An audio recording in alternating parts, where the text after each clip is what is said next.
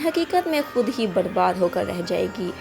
जब आइमा को हनीमून के लिए टिकट्स मिलते हैं तो यहाँ पर दुरेश अवार्ड से ये बात बिल्कुल भी बर्दाश्त नहीं होती और वलीद से कहती है कि हम भी हनीमून पर जाएंगे। वलीद तो उसको समझाने की कोशिश करता है कि उसकी बेटी की तबीयत पहले ही ठीक नहीं है, लेकिन वो ज़िद करके अब हनीमून पर वलीद के और आइमा के लोगों के साथ आ जाती है।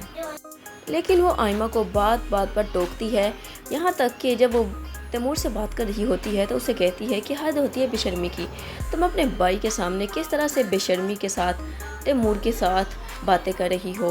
तो अब यहाँ पर आइमा को तो काफ़ी ज़्यादा गुस्सा आता है, लेकिन तैमूर उसको चुप करवा देता है।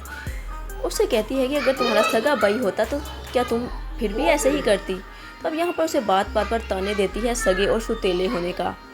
और तो और अब यहाँ तक कि वो तो उसका रूम भी उससे छीन लेगी और कहेगी कि मेरे रूम में शिफ्ट हो जाओ, क्योंकि उसे हकीकत में तो आइमा को ही नीचा दिखाना होता है और उसे ये बार बार याद दिलाना होता है कि इस हनीमून का सारा खर्चा उसके शोहर ने किया है, हालांकि उसका भी तो भाई होता है।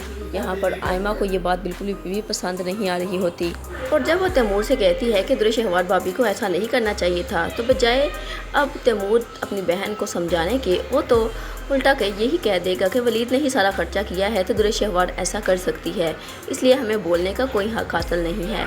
इसलिए आइमा को वो चुप करवा देगा, लेकिन आइमा को बहुत ज़्यादा दुरेश अवार्ड पर गुस्सा होता है।